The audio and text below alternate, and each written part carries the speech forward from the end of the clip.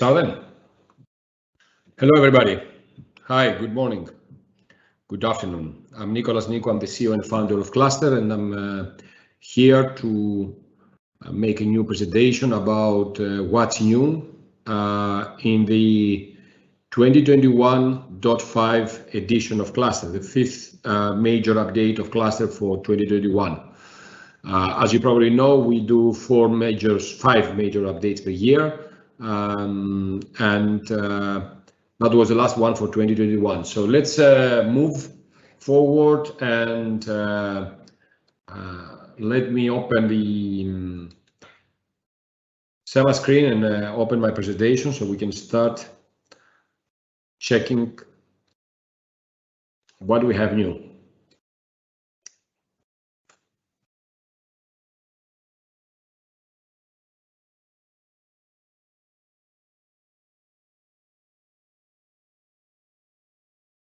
So hopefully you can see my screen right now.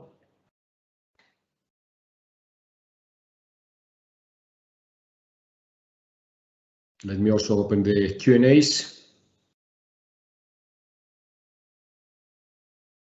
So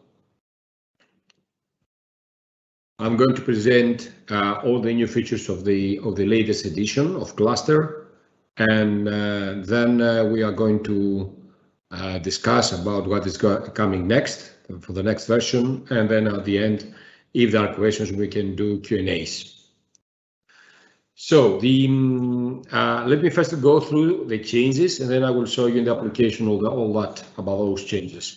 The first thing is related to the student profile, where not only student but also all users profile, that we can go to the profile, upload a new photo, and that photo will be then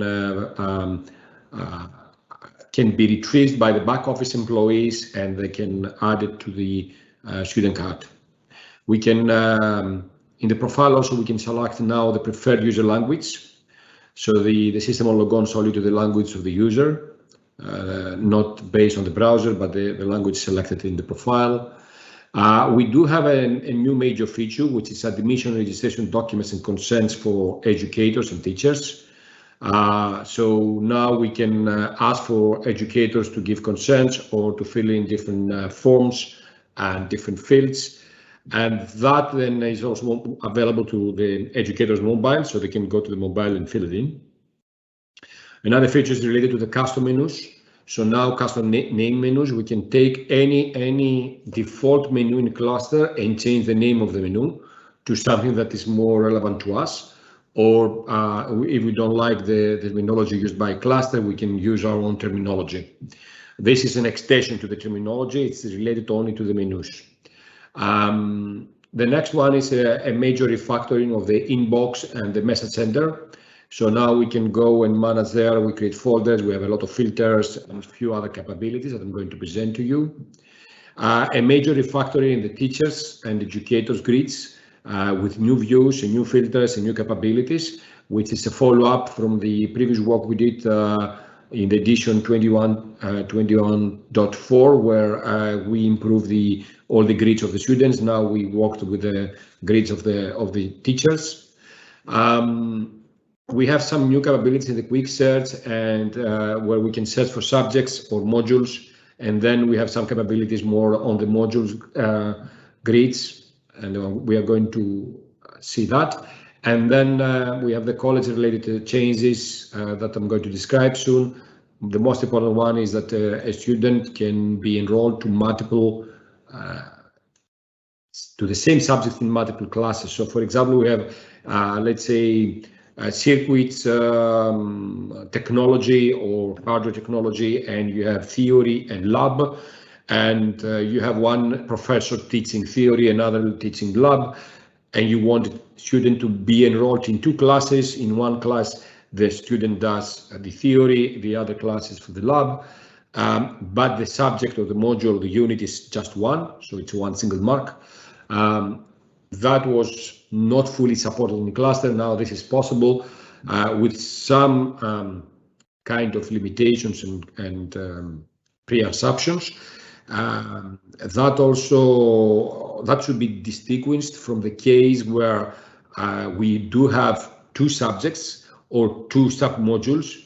So this, in this particular example, for example, we have electric circuits, and then we have the theory marked independently, and then we have the lab marked independently, and then somehow the student must pass both in order to pass the module called electric circuits, or electrical engineering, electricity 1, or whatever, or physics 1. In this case, we can use the modules and classifications for achieving that. That is already supported. Maybe if we have the time, I will present this a bit for you to understand how we manage this. And then finally, we do have a set of improvements related to transfer the data from one institution to the other. All those are very important for you guys that you have multiple institutions in one cluster installation, and you want to centrally manage all those institutions and the configuration of those. So you can configure any drop down, any entity, and send the data from one institution to the other in a better way, with a better methodology than you could do so far. So let me switch to the actual application. Before I do so, let me tell you that I have two more files. One is for the academic, and the other is admission building, a CRM, and then one for education. But I will do one by one. So let's start with the core. And let's try to see all this that we have described so far. So let me take this to the left. I will start with a higher education demo. Here in the first tab, I am as general admin. Here with a red skin and a professor. Here with a blue skin, I'm a student. Okay, so let's start seeing what we can do. Here the student has access to the profile with a couple of new things added. One of those is the language. So if we change to German and press save, you see that the whole environment changed to German, but every time I log on, everything will be in German. So the system now, it took this information, so now from now on I'm in German. So even if I change my school period or whatever, it's always in German. Log on, it is in German.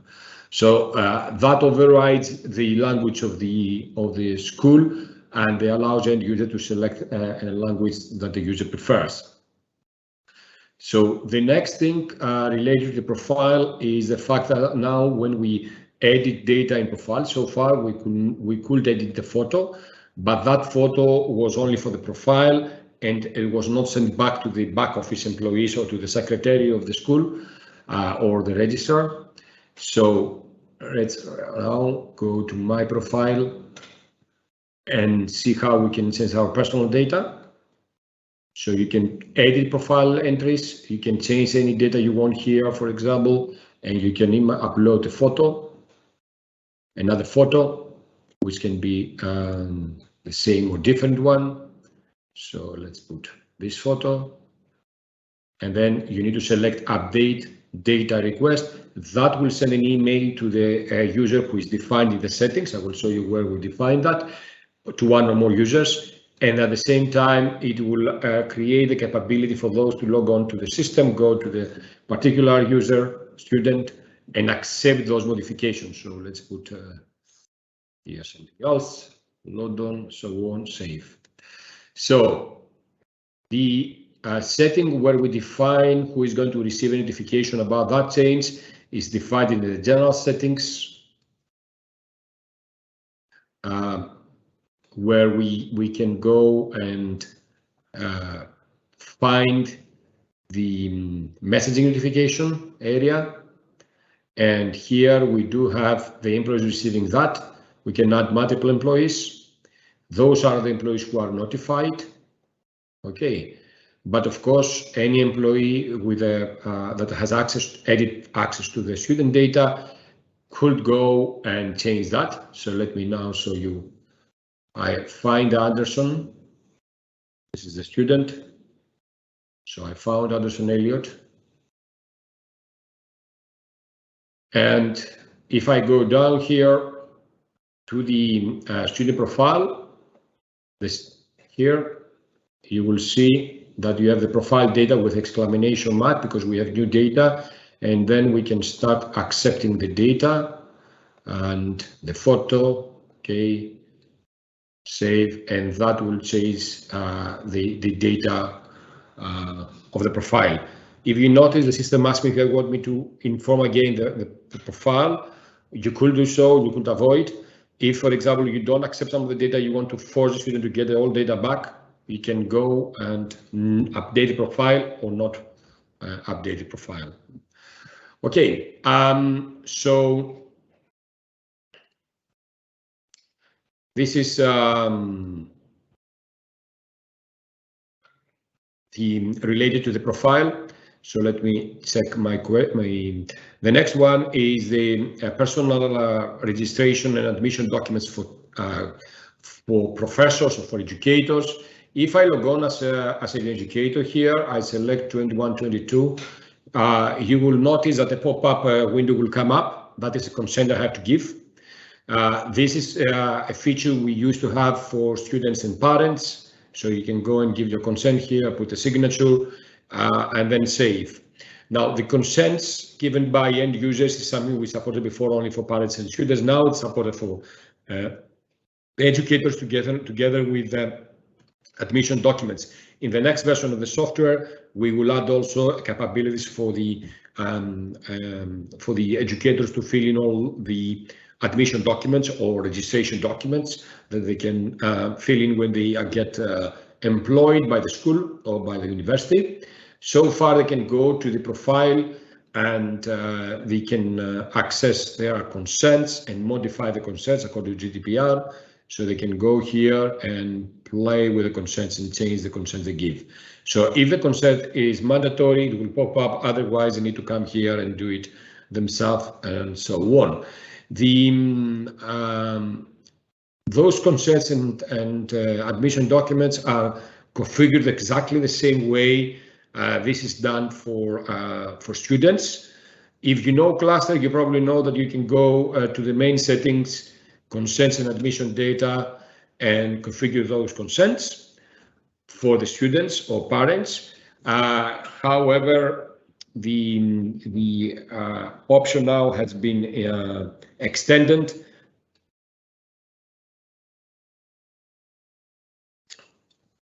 to have a new version of consents. Here, this is a consent that is for an educator. You see, educator. And let me now show you the consents and how we create a consent that is related to the educator. This is a consent related to the educator. The only thing we do, and this is only difference from the consents we had so far, is that here in the entity, we don't select student, but we select educator. Otherwise, everything works the same way. I'm not going now to explain how we create consents in the admission documents. Just I gave you this information. Now, if we go to find an educator like James here, you will see that the educator has a new tabs. So we do have the consents tab with all the answers given, and we have the registration documents tab where we can create special fields we want them to fill in, and files and so on. So that is something new added. The next one is related to the custom menus. What we can do, for example, we can come here to the user roles. And let's say that in the teacher's profile and the student profiles, we have this classwork homework and we don't like this work and we want to do it something else. So we will find the menu. Let's go to the teacher role. So we can do this per role. So different roles can see different things or different names for the menus, which can confuse you sometimes if you don't know that. So you can go to the menus. And then, for example, you find a menu which is called homework and classwork. And let's say that we want to name it to-dos list. Save. So we are going to use the same module somehow differently in this installation. And we want to change the name. so by the time we change the name, if we do a refresh here, you will see that the name of the menu has changed to to-do list. Okay, so we do have the capability of changing any name of any menu at any time to whatever we prefer. Let me delete that and save again, so it will go back to the normal. The next one is related to message sender improvements. That I will show you initially as a back office employee here. So if you go to the message sender, you will notice that I do have new capabilities that I didn't have before, like creating a new folder. So my personal mails, personal folder, input a color, save.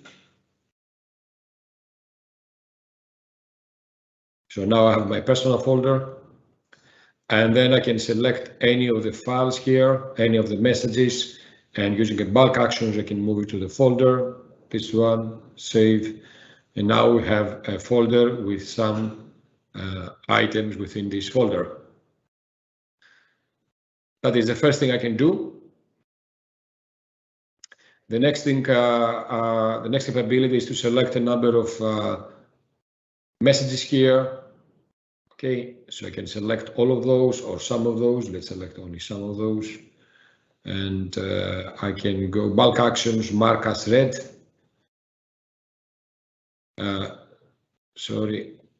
Or mark as a read, or just archive.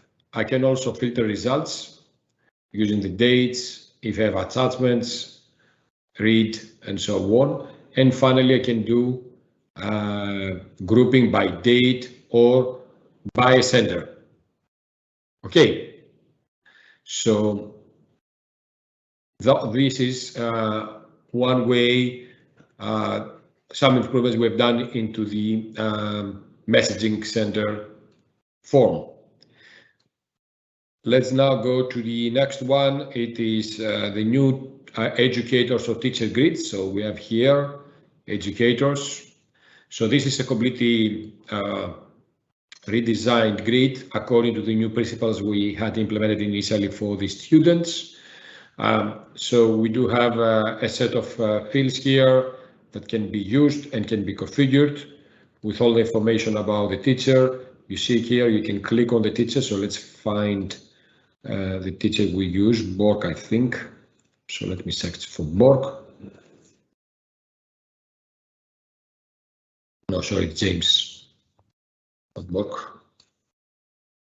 So we can select the teacher here. You see here we have teacher availability. We have the timetable of the teacher. You can open it directly from here. You don't need to go into the student form, to the teacher form.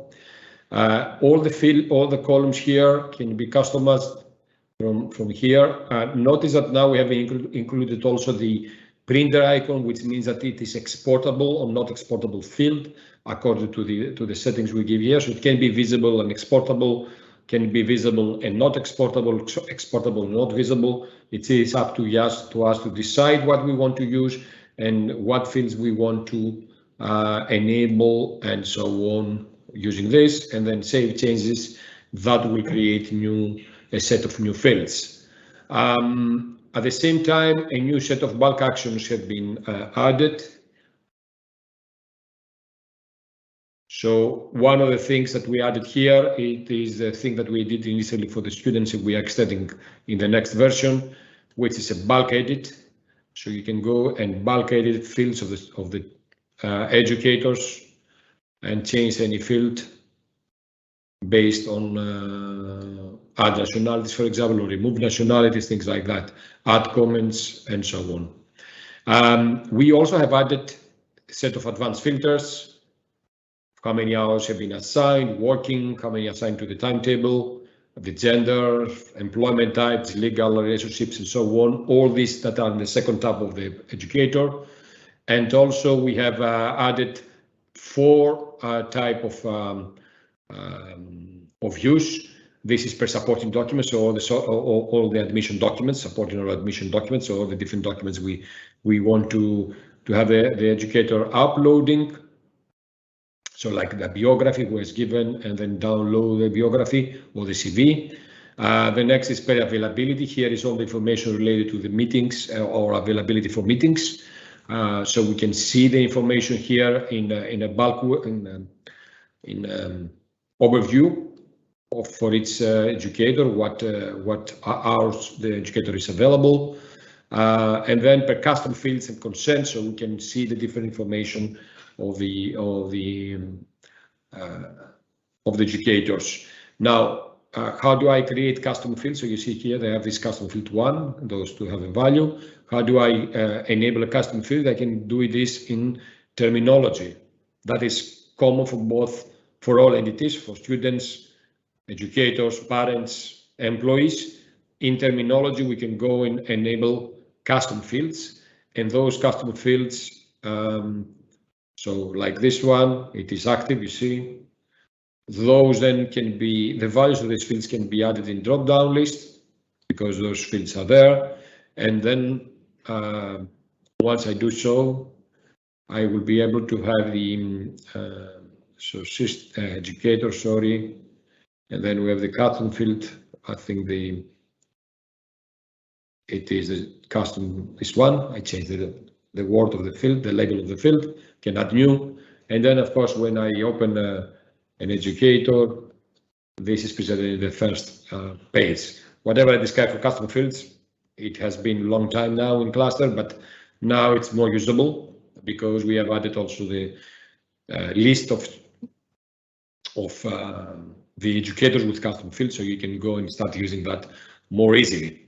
The next thing is related to the subjects in the quick search.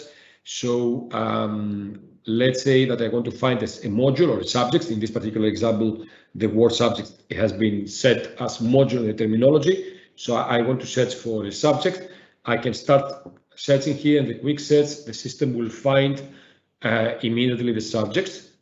And one of the things that you will see here to be different is that in the academic, in the higher education, I can see in which curriculums this module or subject is used. If I go to the list of subjects, though, we have more changes here, or list of modules in this particular example. We have the ability to do a few things that I could not do before. One of the things is to bulk edit the entity. So I can go now, select different data and do bulk edit, and for example, add in a bulk credits or other things like academic credits, for example. So I can say that the credits of all these are 4. And that will give you upload the credits in all these entities in one go. We can also have a new copy capability, so we can select one of those or many of those, and then we can create course copies. That existed before, but now we have the ability also to go, apart from changing the description, abbreviation, the supervisor, we can select the program and we can start adding copies, so the same thing can be added for multiple programs.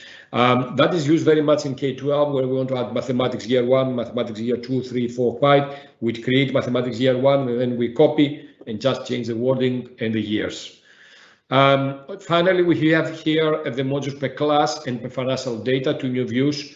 The most important, I think per class existed even in the previous version, but in this case, we added per financial data. If you invoice using modules or subjects, then you probably need that. This is part of the billing module, this view, where you can see all the data related to even the different timetables or price list. You can see the price of the particular module or subject per price category. So basically, what we can see here in this grid is all the information that exists in the billing tab. So here, all the information, it was present in the grid before.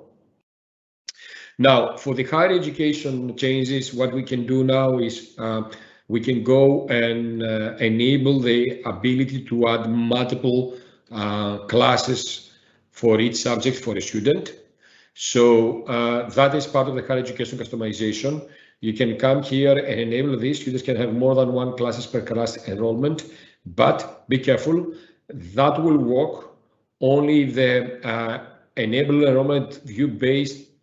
This option enables student enrollment view based on enrollment history, which is a special view of, you see how the things are progressing in the enrollment of the subjects of the modules.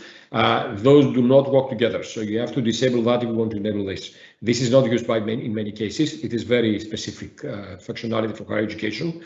That now is more generic. If you do this and then you open a student, sorry, not subject, module. Let's go, Anderson. You will be able to add a specific module to multiple classes. So as I said, example is theory lab, and this is example I have implemented here. The student you see here, we can come here and change class and add it both to QMA and lab, save. So now it has two classes. Okay, we need to save for that to take effect, but this is basically the change. Another thing that we changed or we improved, it is in the curriculum building. There are cases where at the middle of the year or at any time during the year, a specific module is replaced by another one. So everybody who has got the previous one stays with the previous one, but any new student getting into the enrollments gets a new module. The way to do so now with the new version is that you can deactivate the old one and add the new module. So the activation means that this stays in the curriculum, so you can keep it there. So let's say that the political history is going to change, so you can deactivate that and add a new module that is going to replace political history with a new one, or just deactivate and nobody else can enroll to that anymore. Don't confuse that with this case, which is red here, which those modules are old modules, are not anymore valid for the period. So in this particular case, the module might be valid for the period, the subject may be taught, but in a different curriculum or a different degree, a different program of studies. So that is the difference between those. This one, it is a completely, we stop teaching that even from the beginning of the year. We don't have anybody having that, only old students. The case now with activation, deactivation is a case where we change something in the middle of the year, and we want some of the students to continue, some of the new students getting the new program or the new unit or the new module. Other things that we have changed here is that we added also the ability to see the label. This is the real label, the real name of the module that you have in the list of the modules. As we get modules in different curriculums with different names, people get confused because you didn't see that before. So here is just an informative addition, but it's very, very helpful. Finally, we have done a lot of work on transferring data from one school to the other. So all drop downs, for example, and all main entities now have a transfer to another institute. That is now universal in the whole application. And we are much more systematic on having that. There is always bulk actions transferred to other institutes. You find this here, you find this in the list of the modules, you find this in the list of services. Everywhere in the system, you will have this capability by where we basically allow the end user to select data and send from one institute to the other. So let's go to the normal grid view. And you will see that this is part of the bulk actions. Keep a note here that for entities that are cross per period, so they change per period, there is also transfer to another period, like it has happened here.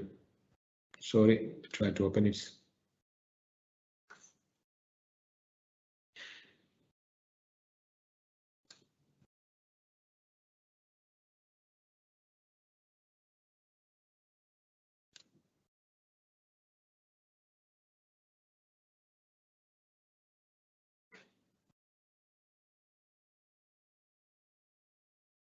So copy to institutes, we select which institute. And then in most cases, we have override existing data if you want to override to do update. Otherwise, it will only add if it doesn't exist. Okay. So let's now go to the next section, which is what's new in the academic module. The first thing we did here is related to the extracurriculum activities. Now we have the ability to use descriptive marking. How did we achieve that? By connecting extracurriculum activities with subjects. So basically you can connect an activity with a subject. The subject is used for marking, the activity for planning and enrollments. It is like a dummy connection, let's say, internal into the system. And then using this subject, we can go and do any marking we want. Right now, we support only descriptive marking, but in the future, we will probably support all types of markings. The second thing is related to the attendance. We allow now to take presence, like present in the class, present online, things like that. So multiple type of presences. And also we have done some improvements in the weekly attendance. It is a new tool that we introduced lately, and we keep doing improvements. We have the improvements in the educators portal, in the My Group section, with a lot of new things that I'm going to present you, and the student quick search. So now an educator can search easily for students, and we can also configure what they see, what tabs they see in the student academic progress tab form. So we don't have all the tabs open for the educators if we don't use the specific entities. In the timetable, one major change is now we can have sections like 9 to 10, and then the same teacher, the same class, the same subject, we can do 1 to 2. So we have 2 sections in the timetable that it is 1 class, 1 common session in reality. So we connect 2 slots that are not continuous. So it's not 10, 11, 11 to 12, but they have a gap.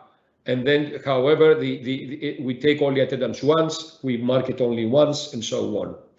We have done a lot of improvements. We keep doing improvements in the assessments. We have a new calendar view. We can see all the scheduling of assessments.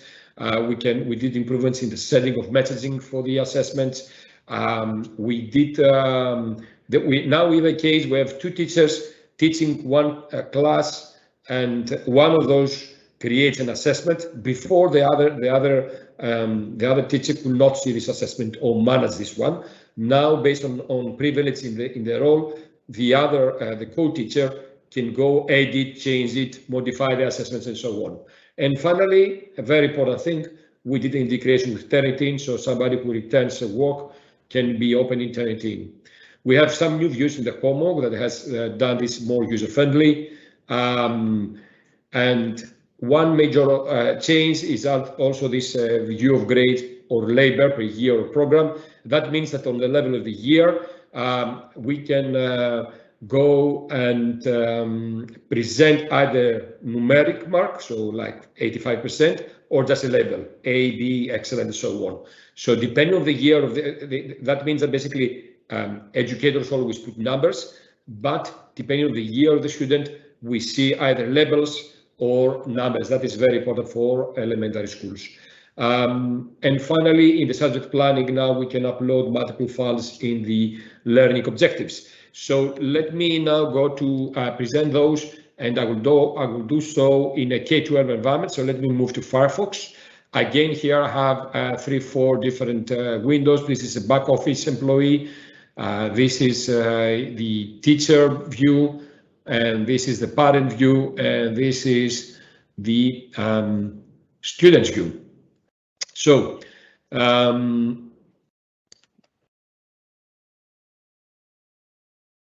I will come to some of the Q&As later. Okay.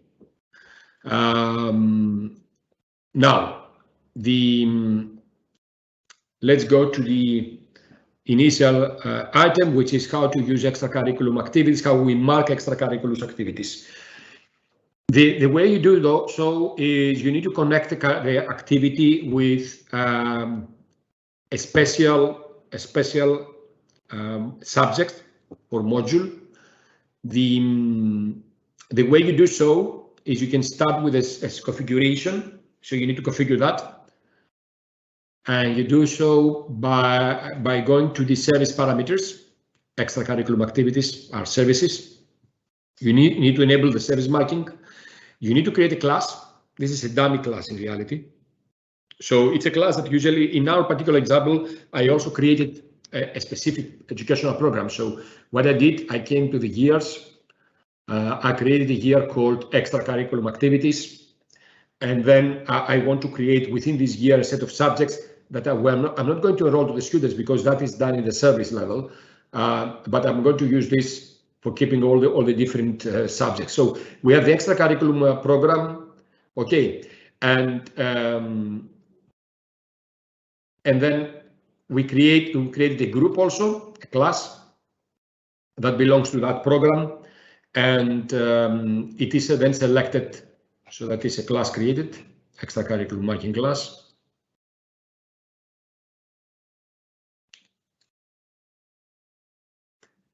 And that belongs to the, it can belong, it's up to us actually, it doesn't matter, but the normal thing is to belong to extracurriculum program. And what now Classter will do is create automatically subjects, and we will add these subjects in this class and to that teacher. The use of the, this is a dummy class for all extracurriculum services. And then we have the groups within the services. So let me explain what I mean. So let me go now to the service here, to the list of services. And I go to the chess, which is an extracurriculum activity for the afternoon. I have two educators doing this, Borkelen and Den. They do it for year 6 only students, so but I can have more students. The limit is 20 students. And what I can do is I can connect this to any subject I created manually, but even better, I can auto-create subject. Yes. So that will create a subject called chess.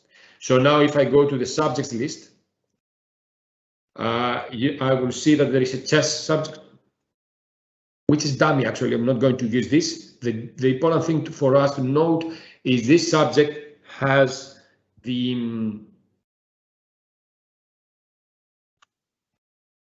it's a type of service. So it belongs to the extracurriculum program, and it's a type of service.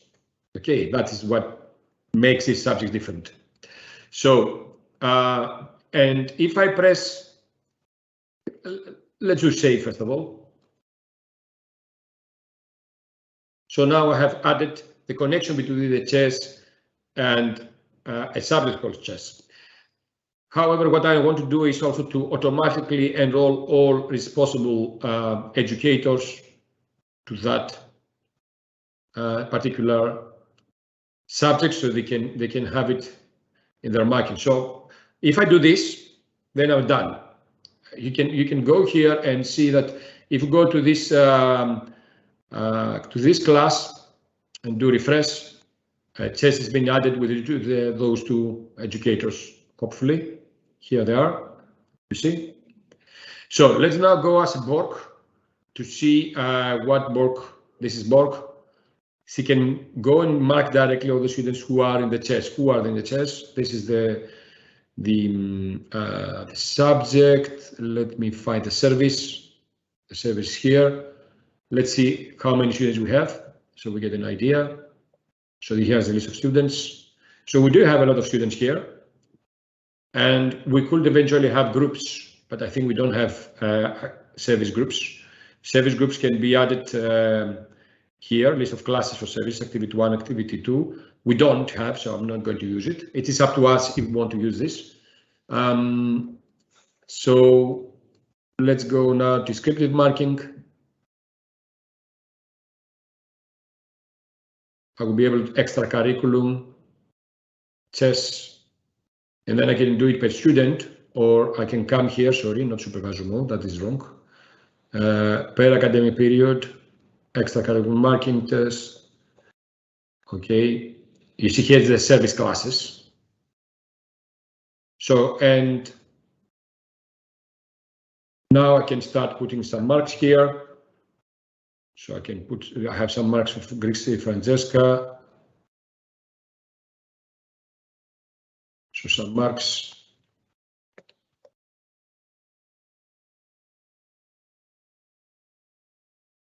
Sorry.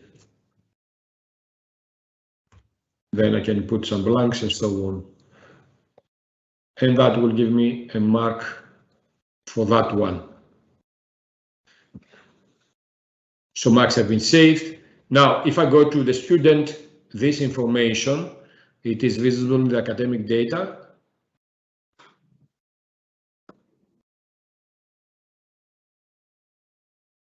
In descriptive marking.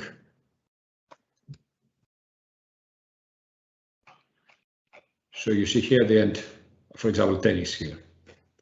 Okay, now let's go to the next one, which is attendance. If I'm here, let me close windows we don't need. This is Francesca. Sorry. I think I closed accidentally also the teacher. So let me open that.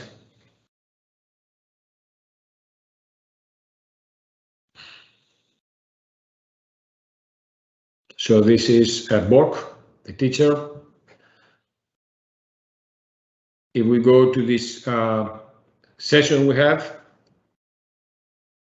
and I'm going to take attendance for that one.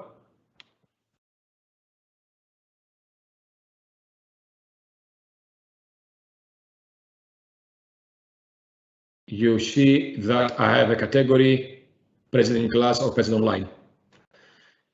So that can be created by creating an extra category of presence. How do I do so? I can go to the academic settings, marking settings, sorry, attendance settings, drop down list.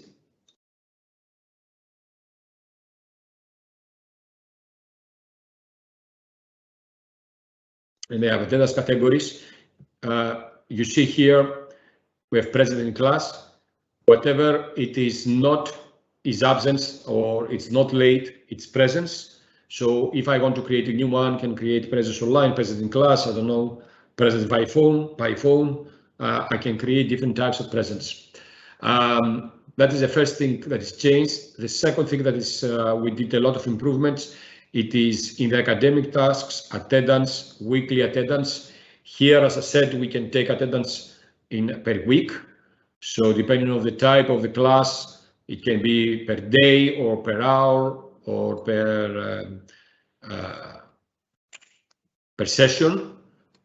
We added a lot of new capabilities that you can automate the whole procedures, so taking the whole day off for everybody, for example, and adding the data here. So it has been basically a finalization of this view with a number of things.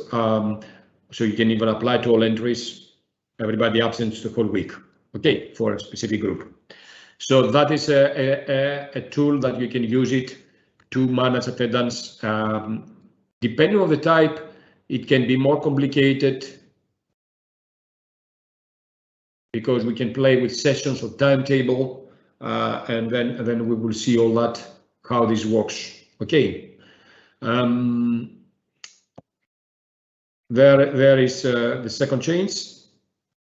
Let's go now to the teacher portal, check my group's capabilities and the quick search. So here on the teacher portal, I have now added the quick search. I can find a student. I can do either open the academic progress tab or do the preview of the student firstly, if I want to find the data like phone numbers and so on. And then by clicking the student, I can directly find the student. The tabs I see here, as I said, they are configurable. So I can go to the main settings, general settings.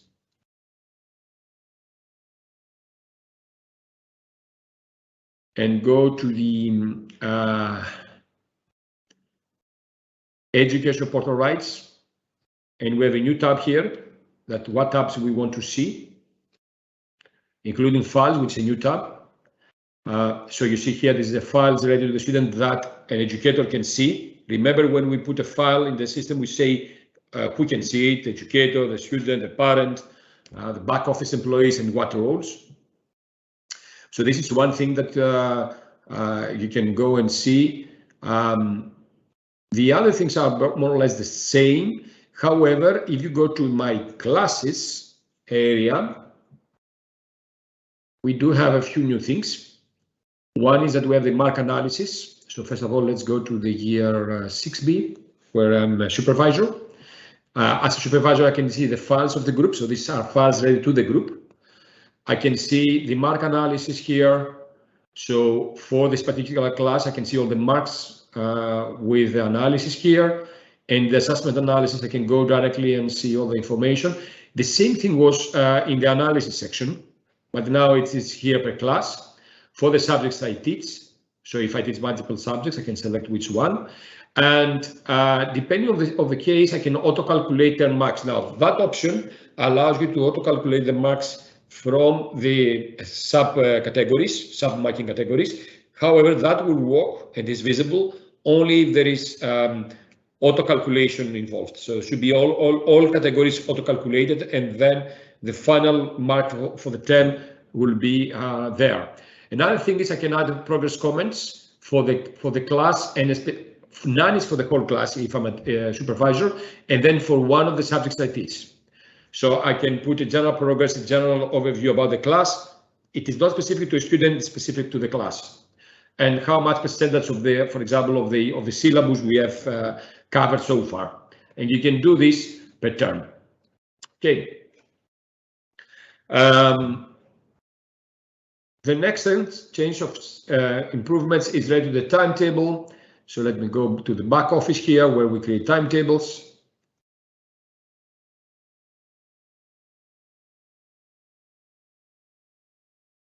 So in the timetable, we can search, let's say, any section of the timetable. Now, you could not go there and do that so far. Now you are able to do it. And that will create now a session that is from 10 to 11 and then 12 to 1, but it will take only attendance once. If you have daily marking, you take only once. It's one session. When you create a session, you create one session. Just it has an interruption in the middle. You can also use this if you have breaks. So that is an improvement that we have added so far. The next one is related to the assessments. So the first thing here in the assessments, scheduling, we have added now the ability to view in calendar view. So if you select in calendar view, you see all the assessments in a form of calendar instead of a list. The next thing that we added, we did is related to the configuration. You can go to the assessments. Let me go to the assessment types.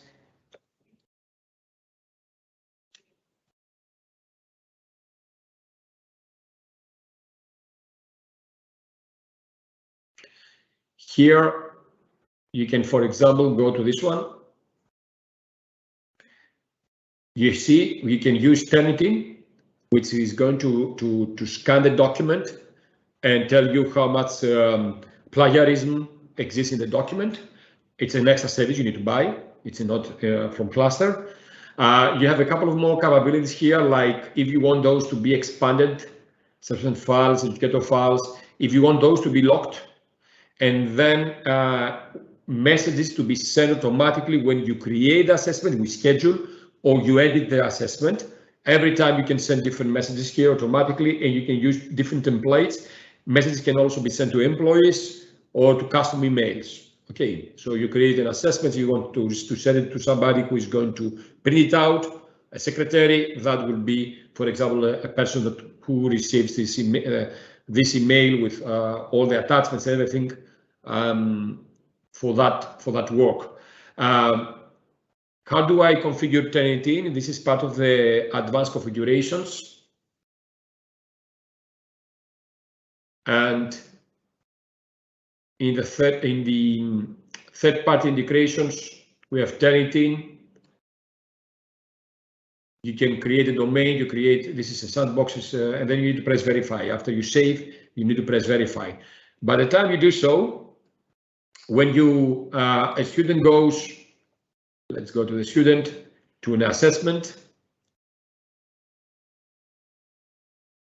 to assignment, sorry, the student will have to take the assignment and upload the file normally, but then when the educator is going to see the file, let's try to see how this works. Let's go to the as an educator, sorry.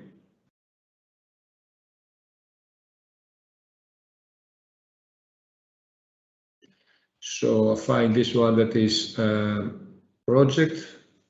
We have this one, market.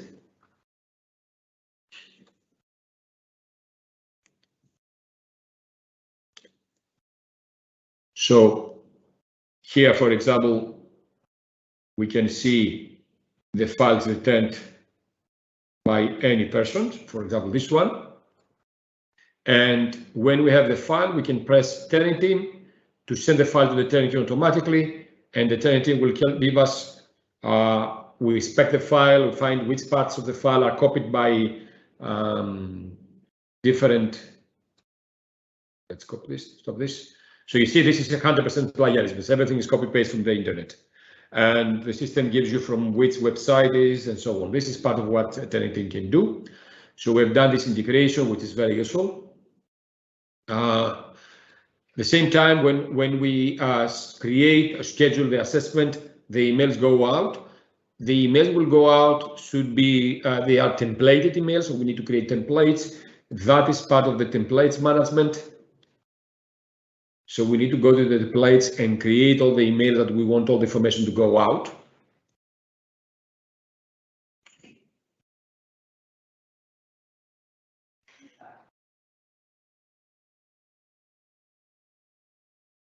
So I think this is part of the academic. So this is assessment notification exams, you see, can do edit. And here I have a lot of fields related to this assessment that you can drag and drop and start creating your text you want to have there. Okay, so it's part of your email you receive. The other thing is that I can edit assessments created by other teachers. If I co-teach the same subject, that should be enabled in the role. So in the role, I have to have this ability.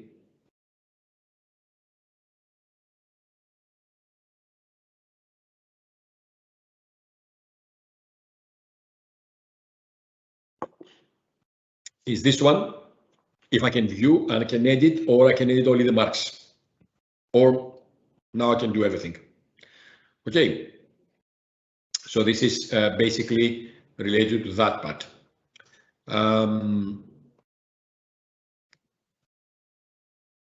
Sorry, wrong place. Let's go to the next one, homework. If I go as a student here, or as a parent, I can go to the homework, what things I have to do at homework, as homework. Now we have done a redesign here. So far we have the last record per subject, so you can see the last entry for each subject, but this could be 1 month old. This is things I have to do today, where basically today the system works as follows. We can set up a time after which the system automatically shows things for tomorrow. So let's say till 3 o'clock, you see things that are for Tuesday.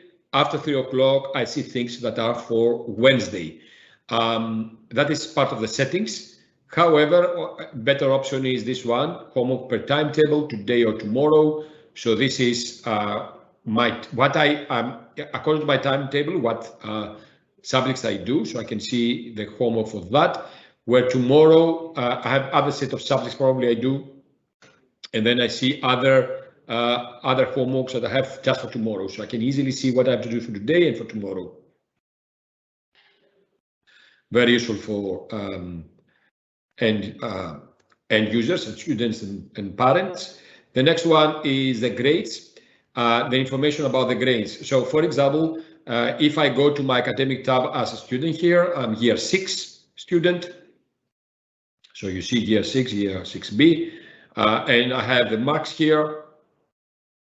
You see, I see numbers. Now, let's say that our policy says that you should not see numbers, but you should see the labels of the mark, like excellent, A, B, whatever. The way you can do that is you can go to the educational program and define that year 6 students don't see numbers, they see labels. So you need to do this.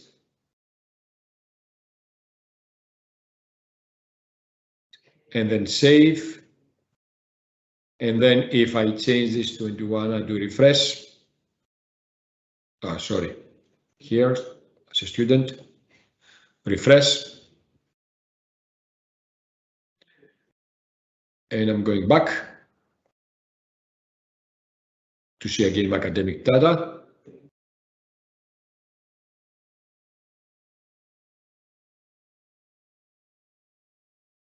So you see now I see excellent, things like that.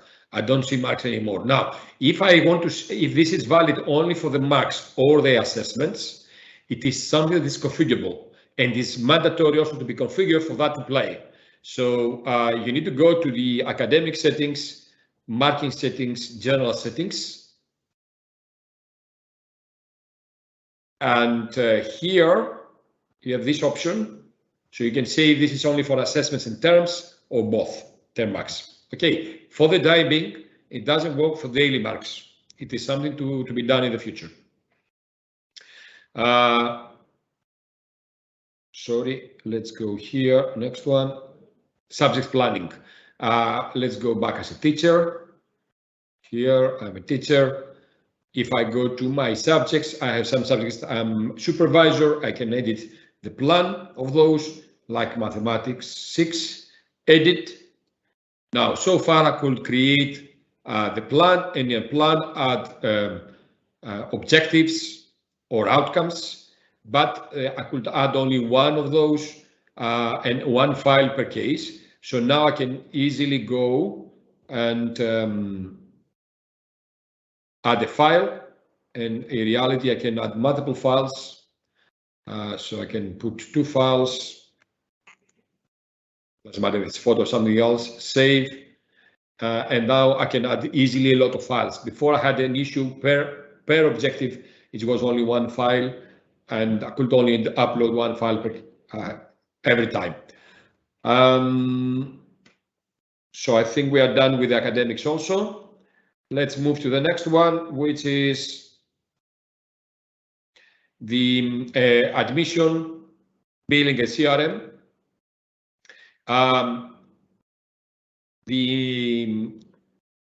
We have done a few important things related to the admission, but before I do so, let me cover firstly integration.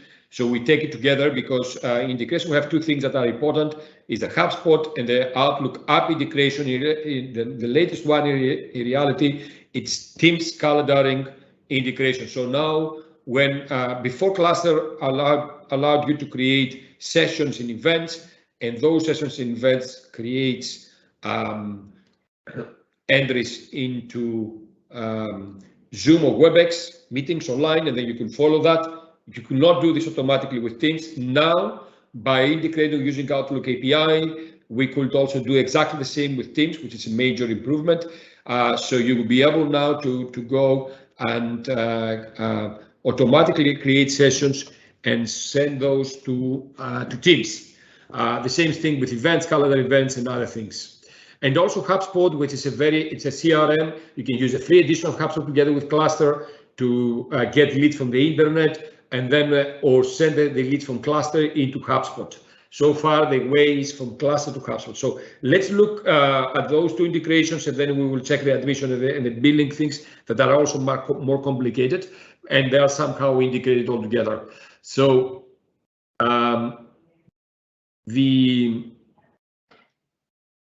let me go here. HubSpot integration is done in the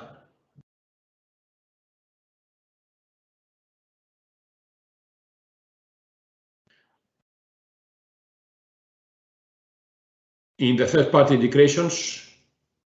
You can go and integrate with HubSpot.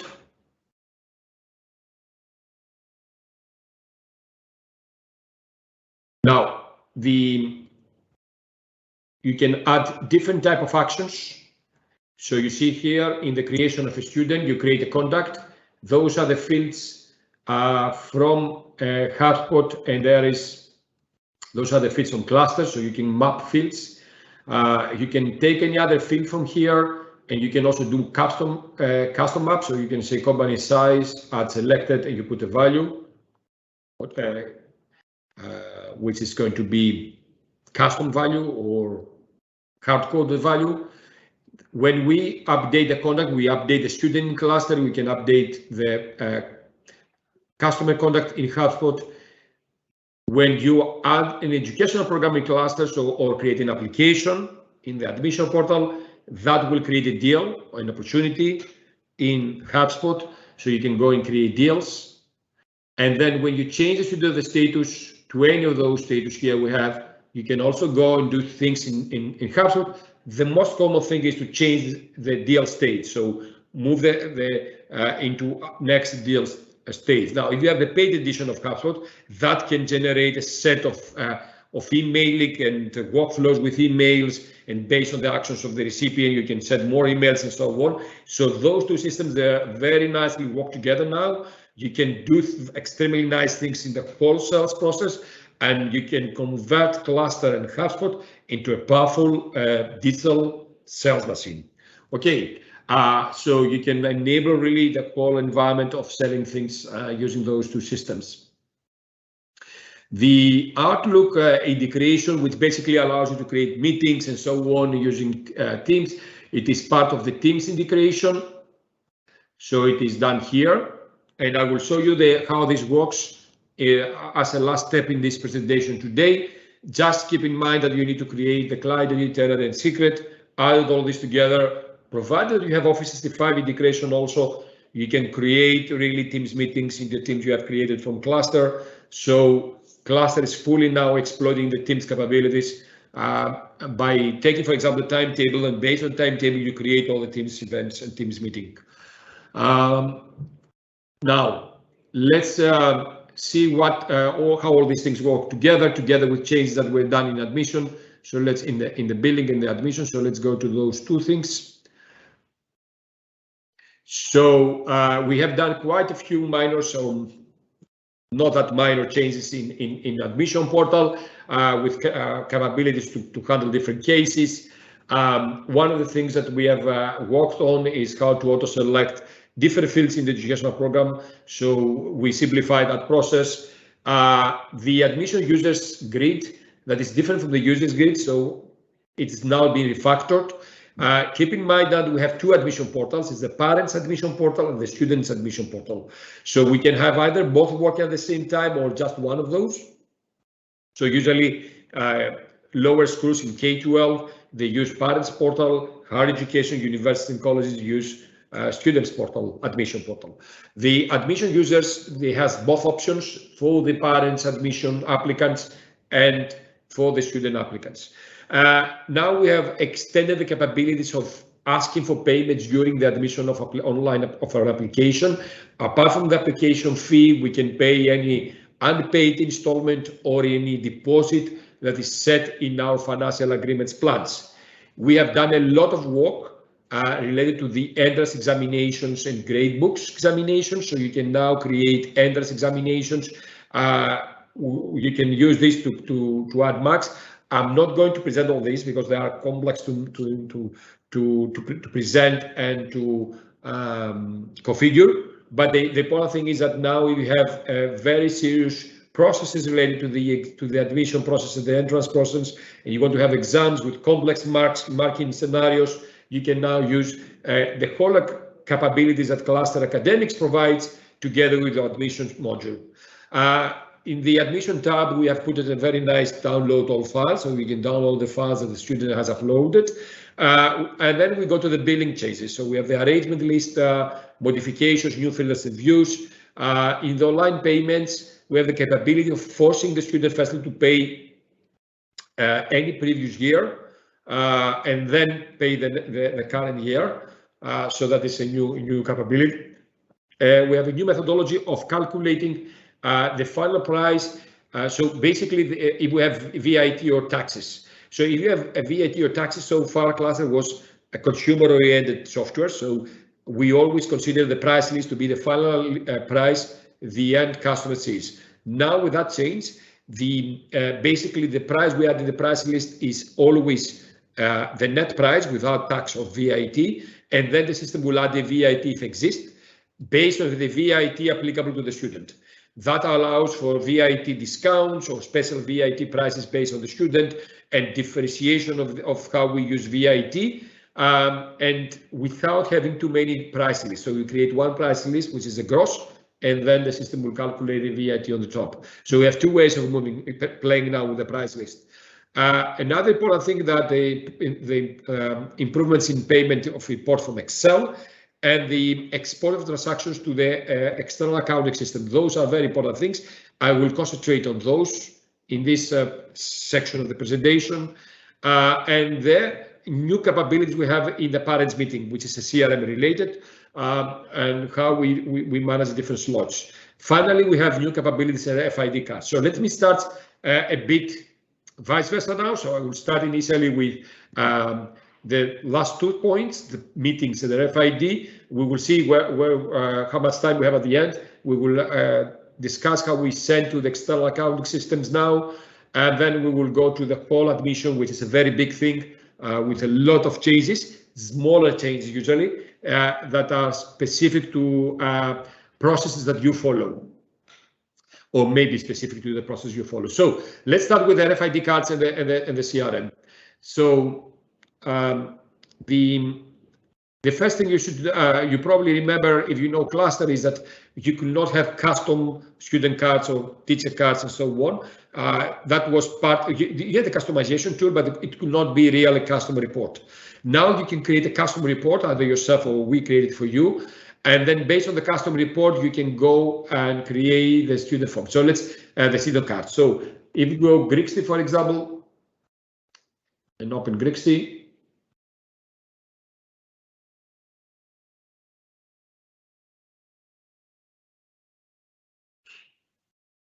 And you go to actions here. By the way, there is a nice change here, reorganization of the menu. You go to cart management.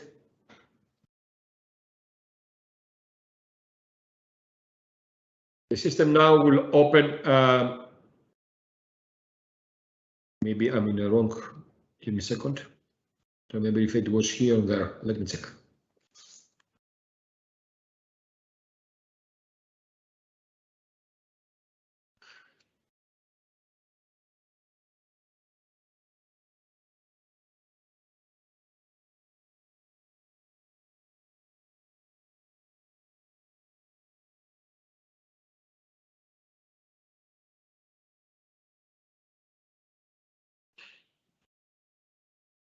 So yeah, it was in this demo, in the college demo. So you issue the card, and the system creates a new card, and that is an RDL report. So you can go and configure it. How do I add this report into my cards? I can do this in the advanced configuration.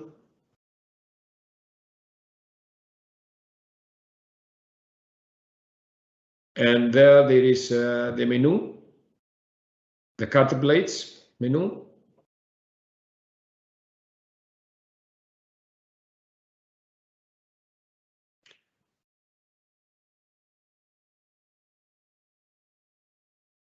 And when I edit here the card, where I have the different fields I want to keep and so on, here I do have a set of reports. I can select one, or I can add a custom one, which is going to be used for the report presentation. So that is the first change. The second change is related to the CRM and to the parents meeting. What we want to achieve is to be able to have, for example, somebody who teaches, let's say, in a K12 school. So I will present this in a K12, this example. I have a teacher who teaches elementary school and high school. And the teacher wants all the high school meetings to be distance, all the elementary school meetings to be in face-to-face, or and maybe the teacher wants meetings happen in the morning to be face-to-face, afternoon to be distance, things like that. So how do we manage all that? We can create slots, availability slots with those properties. And not only that, but also we can go and set availability per section, the split of the slots to be different. So during the morning, I do meetings that are 15 minutes that are face-to-face, but during the afternoon, I do online meetings that are 5 minutes. So let's see how we do all this. So I want to do meetings that are, let's say, face-to-face meetings for elementary school. So that will be done, let's say, Monday from 1 o'clock until 2 o'clock. That, because I have face-to-face quarter, it's going to be only available for year 1, year 2, year 3, and 4 I teach. Control, you can add more. And let's put 5 and 6. 5 and 6. And that is going to be meeting in personally or call meeting. And if I switch this, then this is not available anymore to parents and students. It's only available to back office employees, secretaries, to book my time. So this may be extra slots available only for the back office employee. If there's an issue, they can book me and so on. Okay, so that is one set of meetings. And then I have another set of meetings, which is online high school meetings. So that is going to be, let's say, from 6 o'clock, I will be home now, to 7 every Tuesday. So that is 10 minutes because it is online, and it's going to be only for year 10, 11, 12, and 13. And then it will be only online. So now I have 2 sections of meetings. And the same thing is it's also visible for other teachers. So if I go now to parents, for example, and I want to book meeting, I will be able, let's schedule a meeting. I think I have something similar for the, do I have this teacher? I don't remember. Which teacher did I do? Bert Miranda. Let me see if Bert Miranda is here. Probably not.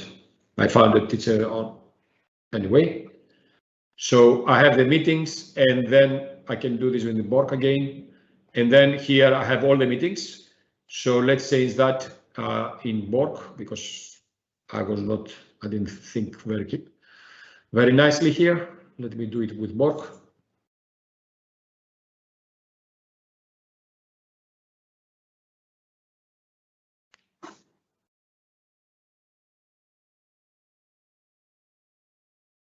So you see, I have more meetings, but some of those may be on specific dates. Let's say the Thursday that I need to be available though. Students meeting Wednesday, for example, available, and make this only online meetings and 5-minute duration. Save. So now if I come here and make a refresh, I don't know if that is going to work, or I need a refresh on the, we'll see. Yes, now it's 5 minutes only. No, this is not, it's Friday, sorry. Here's the other meeting, 2 o'clock on Wednesday. This is the other meeting, but seems to be that I have done, probably I need to do a refresh here for that to work, if I'm not mistaken.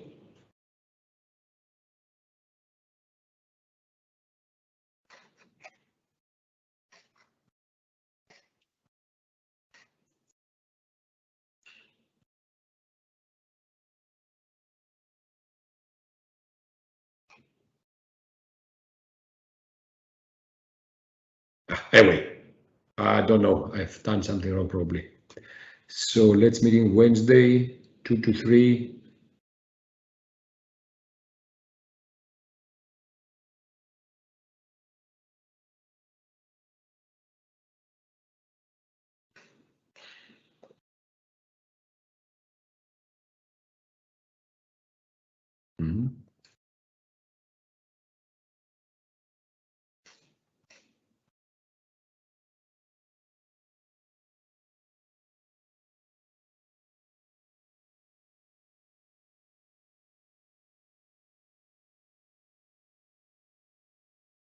Did I press save? I didn't press save, eh? I think so.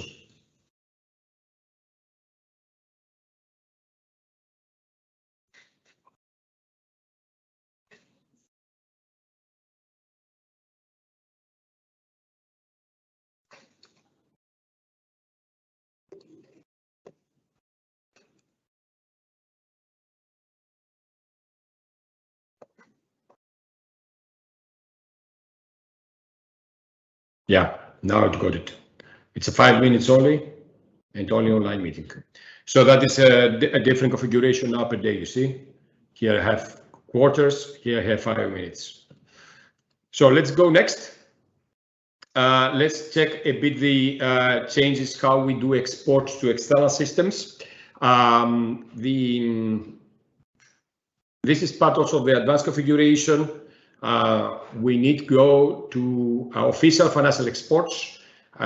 So we will add here about the different financial exports that initially there is a custom exports, but we are going to add also exports for very important financial accounting systems. So we have systems that we will integrate using APIs, but also we will allow you to export files and import files. Here in the custom exports, though, you can create, do any export the way you want it. So basically, you take any financial transaction in Classter and export it in a file to import it to external systems. So the question is if you export to Excel or CSV, and then a privilege if you allow the users to undo any export with their own responsibility, of course.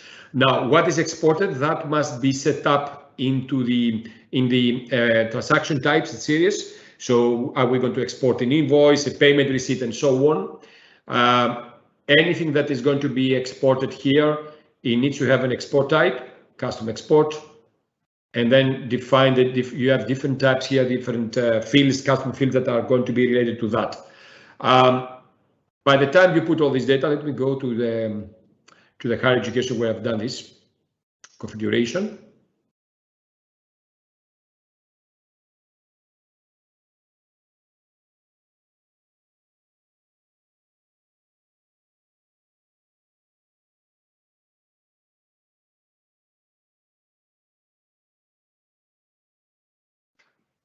So you have the different export types.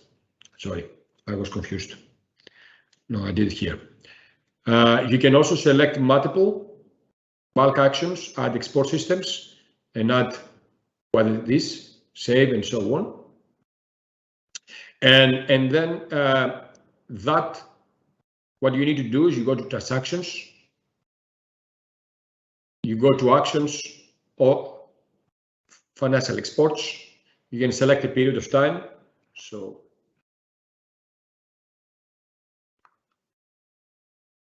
and based on what we have put it as export, the system will bring you the transactions that should be exported.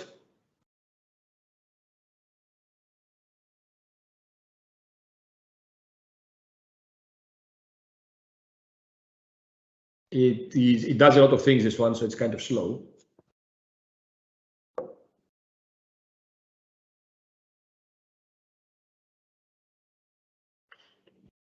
Actually, it's more slow than it should be.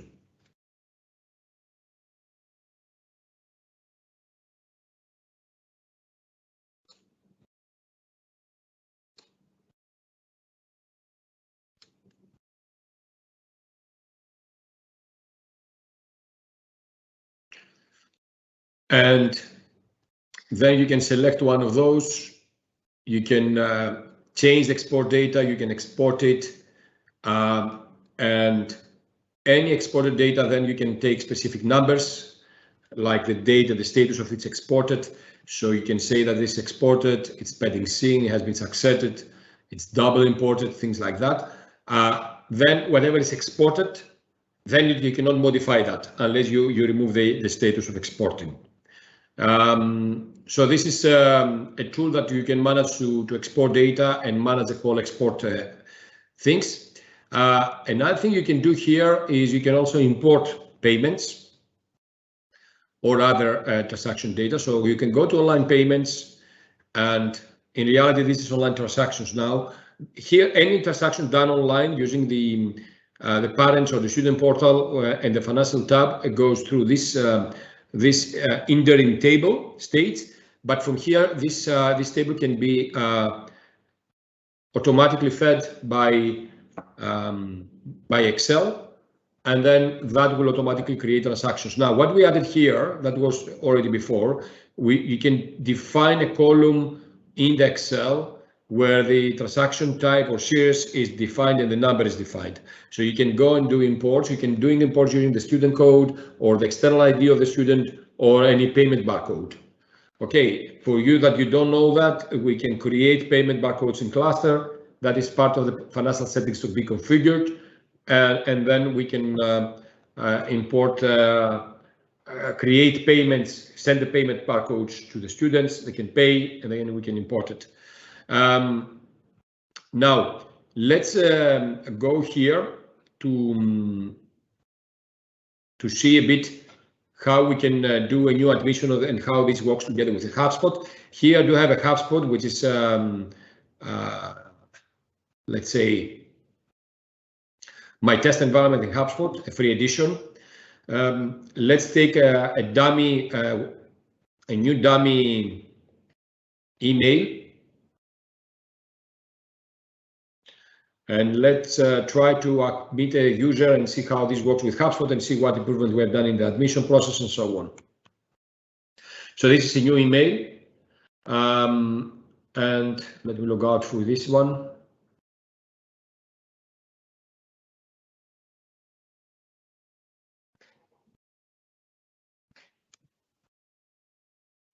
So everything related to the Classter and HubSpot integration starts with the admission and the sign up of the student. In this particular case, I have multiple institutions where I can sign up, but I will sign up to my demo. And let's say this is test, Nikos, test. What name? Mail, we can put a national ID. Let's put this in mail. An email, a phone number, a home number. Sign up. Now, if we go now to the HubSpot, the student is not yet there. Why? Because we haven't verified the email.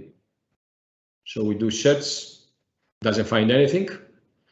But eventually an email comes from Classter to verify the account. And let's open this in a new tab. And that will make a verification. By the time you verify the account, now it's verified. By the time you verify the account, if you go to the HubSpot and you search,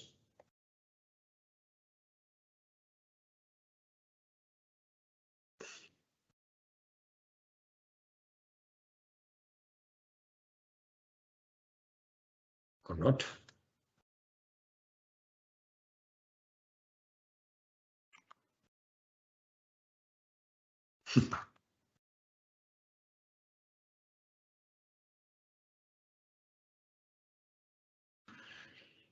Yeah. Let me to make a logon. I don't remember, maybe I need to do a logon firstly.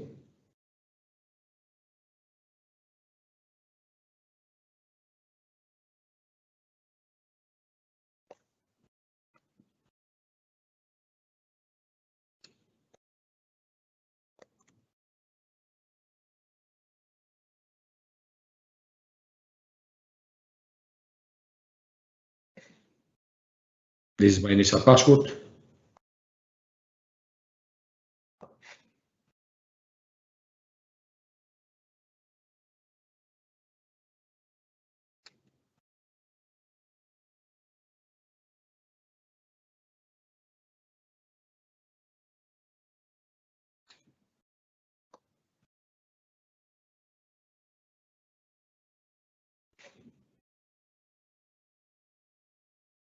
Yeah, here it is. It took some seconds, but it's here. So this is a contact. You see there is no deal for the time being. The deal will be created when I send an application to Classter. So let's go now to add the personal data. Here we do have a lot of smaller or bigger improvements. One thing that is not new is the fact now we have the capability about that is since summer, but it has been now finalized, either to do an application, one student to do one application or one student to do multiple applications. In this particular case, I can do multiple applications. I can add the first my personal data, and then I can do the application management. I can apply to multiple programs. The reverse option is firstly to select the program and then put all my personal data. So start with the selection of the program, but it's only one program.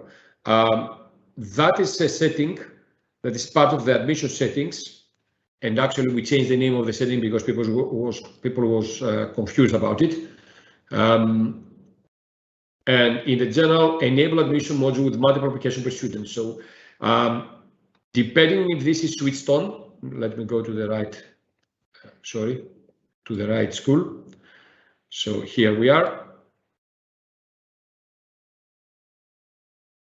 Multiple applications usually is used for higher education institutions that they want students to apply to multiple different programs or degrees, and then they can select which one, the institution can select where to accept them. So if this is switched on, it works the way it is today, and it is like this, the applications at the end. If I unselect that and press save, and I'm coming back to the here and I'll do a refresh. So I'll take all the configuration from scratch. You will see here that I have only one menu now.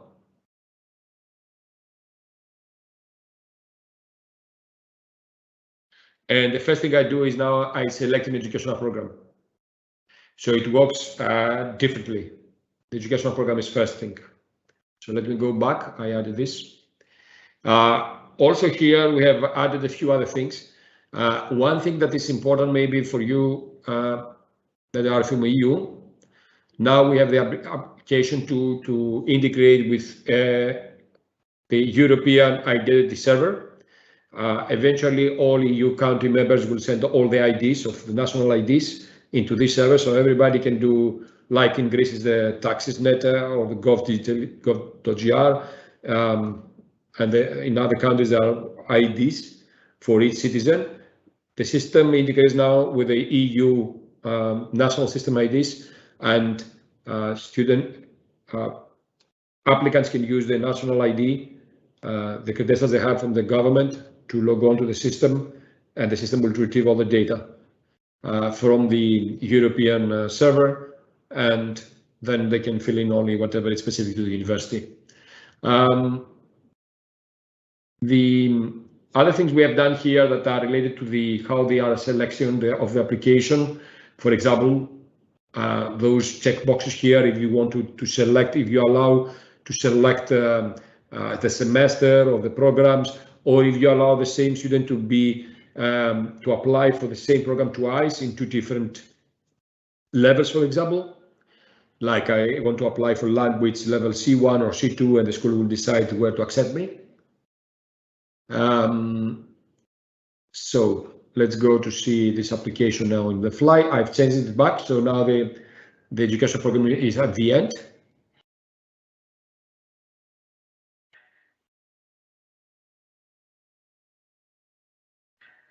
Or I didn't.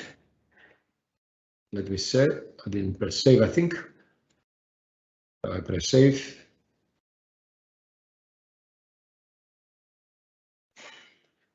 Here we are.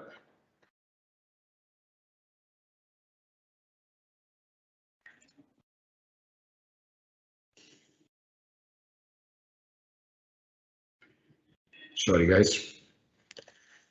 I really got confused. So one, I've never checked it. Save. Let's go one more time. Now you see that there are two menus. By the way, the name of the menus are configurable in the terminology. So I can come and put a date of birth. Let me see if I have other. As you probably know, those fields are configurable. The next one is if I want to put data related to the high school certificate. So like overall mark. This is a demo now from higher education, so I can put the marks here for the all the subjects finished. Any other qualification like advanced, applied, this. Let's put one example, add, or I can put any other exam. Any file I want to upload or multiple languages, I have certification for the languages here. Consents, yes, yes, my signature, agree, yes, no. And then I start doing the application. In the application side, I can have priorities, what I prefer. Here I have the configuration of what is going to be grayed out or auto-selected. Okay, that is something that is new in the new version. The capability of configuring those more accurate based on my needs. Then I have to enroll to the services, or if I have that enabled or switched on for my applicants, I can enroll to the different services. And then one of the new things here, it is related to the financial agreements. If I have a discount, can add different admission data, and then I can submit my application. And by the time I submit the application, if I go now back to, now the application has been submitted. If I go back to the HubSpot and do a refresh here,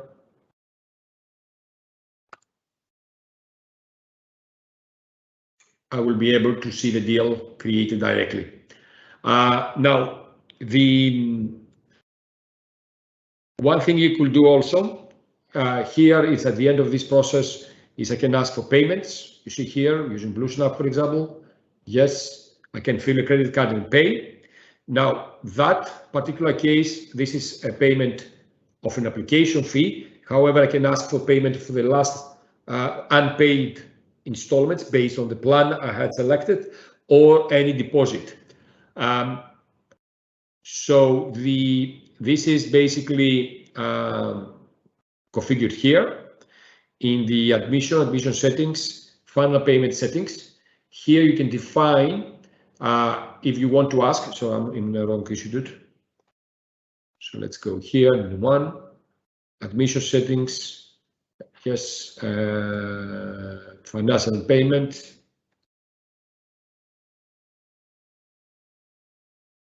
And then enable application fee service. So this is application fee where we can put the price we have to pay. That is, we add actually a service on the back and we charge that.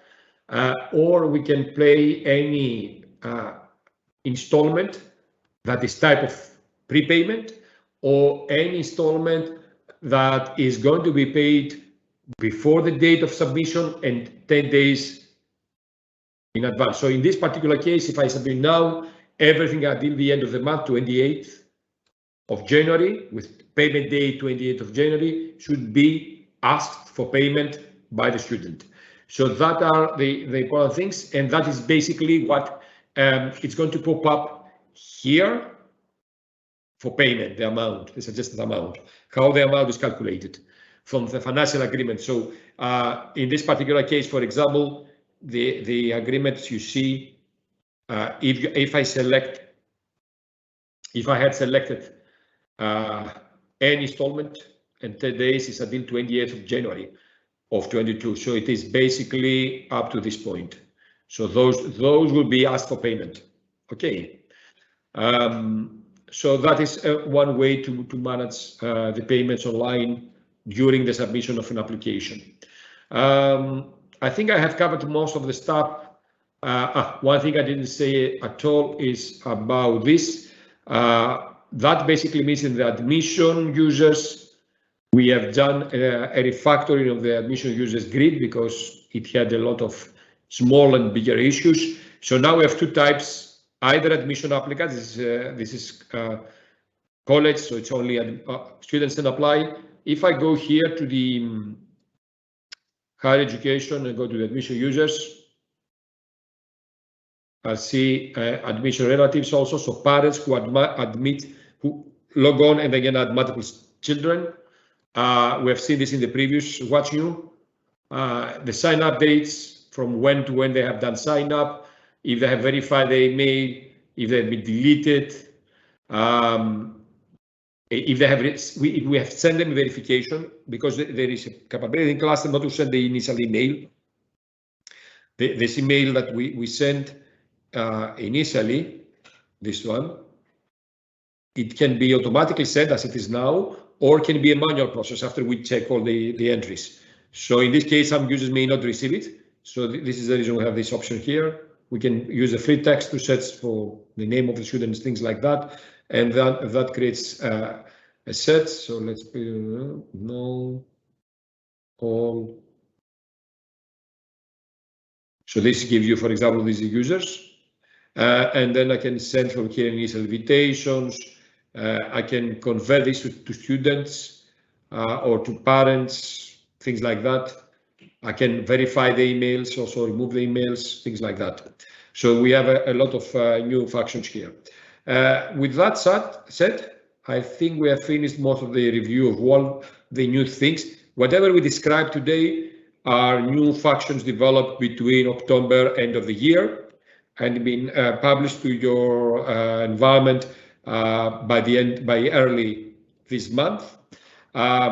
Before I go to the Q&As, if you have questions, I see there is how we create scholarships. Now, that is not related to What's New, but let me explain or describe that. There are two things related to scholarship. A scholarship can be either a discount or can be, basically we handle those mainly as discount or type of discounts. A scholarship also can be a loan or type of loan, so somebody else pays for that.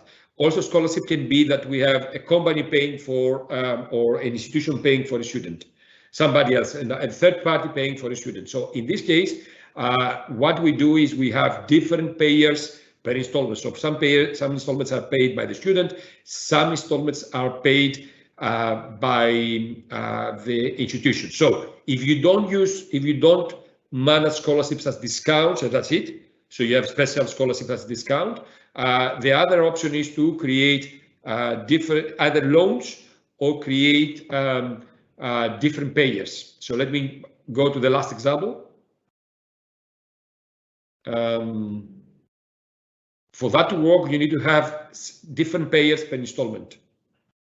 So the in the financial settings,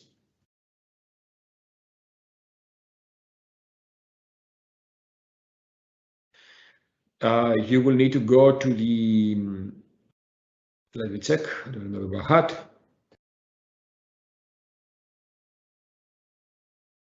I think here. Yeah, payer per installment is already switched on, which means if I open a student,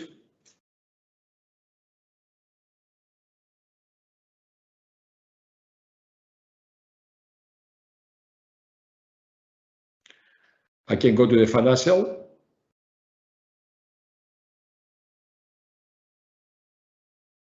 I will go to the arrangements where the agreements, how the installments are configured.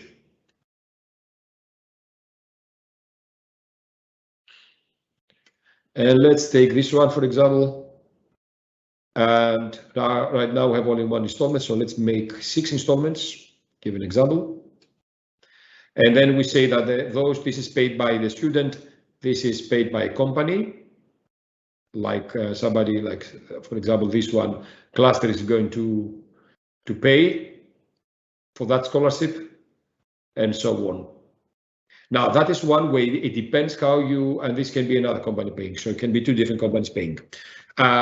So that is one way to manage scholarships. Other things that you can see is that you can have scholarships that are, I think we do have scholarships as a discount. So we reduce, and then you manage the scholarship somehow differently.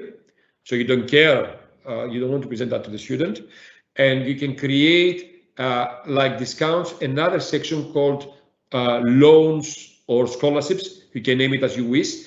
That is also switched on. So basically here you reduce the initial amount that you're going to arrange with the payment with the student. So you have the initial amount, then you have amount that is the scholarship or the loan, and then the discount amount. So, or the discount and then the scholarship. Depends how you want to configure that. For that, you need to enable in the loans one more section here, which is called discount, loans, or scholarships, and to use it like that. You do this here in the financial settings.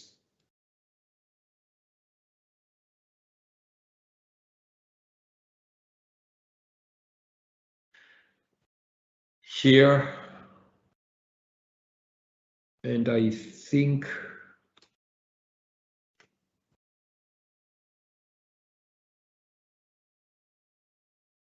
no, sorry, here. Yes, activate loan.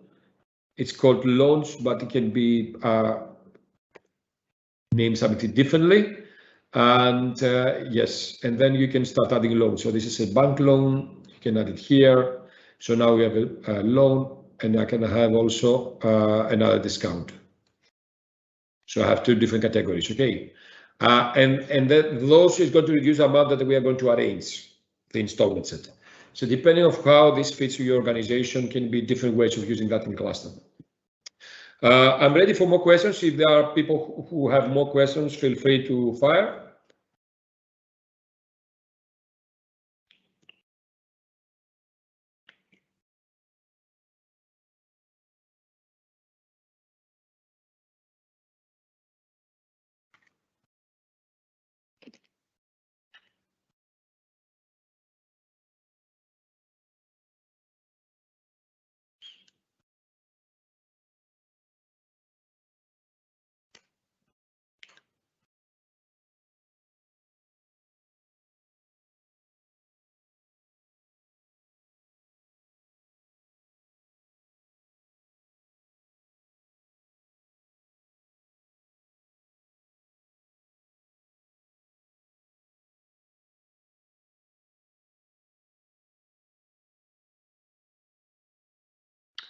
Now, question is, who does the configuration? The configuration is done by the end client, unless, of course, you want us to do it, but that is not free of charge. We can do it, but then you need to buy configuration services. Most of the configuration is our goal is to give you all the tools to do things yourself. And as you learn Classter, you can do a lot of the stuff and you can modify the way it works. It's a very big system, Classter. So definitely you need some consulting service if you want to explore this fully. But we can also read the manuals, read the different, see webinars, see videos we publish all the time to configure things yourself. Definitely for we understand that somebody will be able to configure Classter only if they have a level of experience in configuring business systems, ERP, CRMs, things like that, school management systems. That experience is mandatory if you want to do it yourself. Otherwise, we strongly recommend that you have a budget for us to do some consulting or configuration training services that will help you to go and configure all these things, because you can really improve your processes a lot and save a lot of money, automate stuff, reduce the number of hours spent in day-to-day bureaucratical actions by using Classter. So definitely pays back. So for us, the total cost of ownership is definitely positive. By implementing Classter and spending some investment on Classter, both on subscription and consulting services, you will pay back on the long run. You will make money. It's very clear.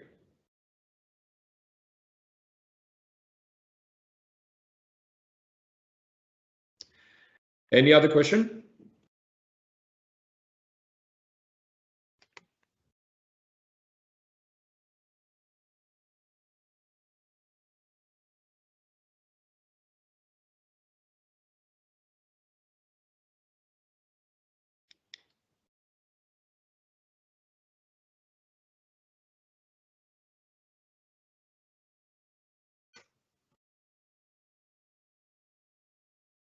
Yes, the system has a French edition. The language can be set. I have to say though that we keep the French translation a bit slow. So there are small sections that are slow. They are translated, but it takes some time. So right now we need to focus a bit on that. But there is a basic French translation. So you need to go to the main settings. If you don't have it in your demo or the environment you see, in the general settings, you specify the available language of the platform.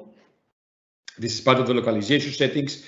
Here are all the languages that are hidden, like Greek in this example, or the Greek is visible, French, Lithuanian, Bulgarian, Dutch, Arabic. Zulu is used for translation. We do give you also a live environment where you can go and improve the translation or contribute to the translation. And for people who want to translate the software, we also give some extra benefits. So contact us if you want to finalize the French translation. It is, I think, around 65% of the software has been translated to the French, but we keep adding new stuff and improving the software quite fast. Right now we keep 100% translated English, German, Spanish, because those are our major markets we have, and Greek because we are from Greece. But eventually we also have Lithuanian, we have Bulgarian, we do have French, of course, Arabic, and within the year probably we will add one more language like Portuguese or Russian or both.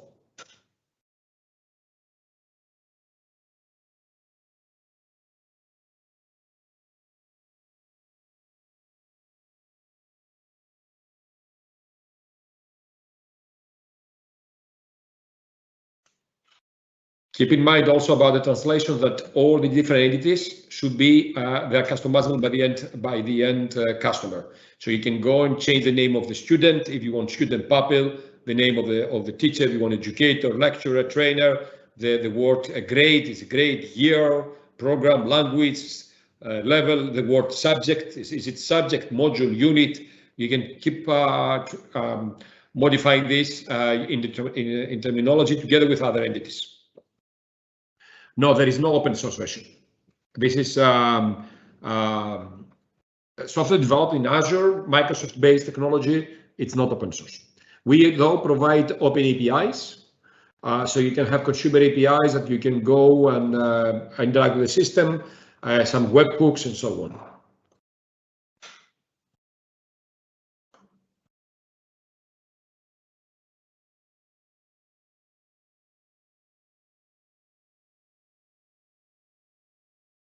For you that you are new to Classter, that presentation does not intend to familiarize you with Classter. It is this presentation is for people who use Classter and they want to see what's new we have in the application, or for people like you guys that you want to see what things we added to the software and how we progress. Keep in mind that we are in a very active and fast development phase. We add a lot of nice functionality all the time, taking back feedback from our customers, and as we grow and become bigger and bigger, we try to make the software as good as possible. Right now we have presence in 25 countries. That means we have a lot of requirements coming all around the world, and different type of schools from kindergartens up to universities. So that also creates an environment where we get a lot of feedback and a lot of nice ideas, and those ideas is what we add to the software. Keep though in contact with us. Send us an email. We do more like sales-oriented presentations where you can see and understand Classter and how it works better. All right, I think we are approaching the end of this session. If you don't have any other question.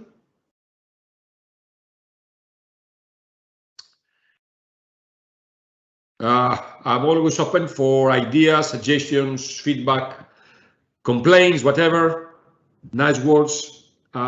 We really like the communication with our customers, and we have been growing successfully thanks to that idea of being open and communicative with our end customers. So any ideas you have, any proposals, or new developments you want to see in Classter. Even better if you want to finance some of those, so we have customers paying for specific modules or features. We are open here to discuss and see how we can progress and make the product the best school and learning management system in the world. So, one more question. Oh, no, it's not a question. It is they want to keep in touch with us. We also want the same things. Thank you very much, guys. Enjoy the day. Bye.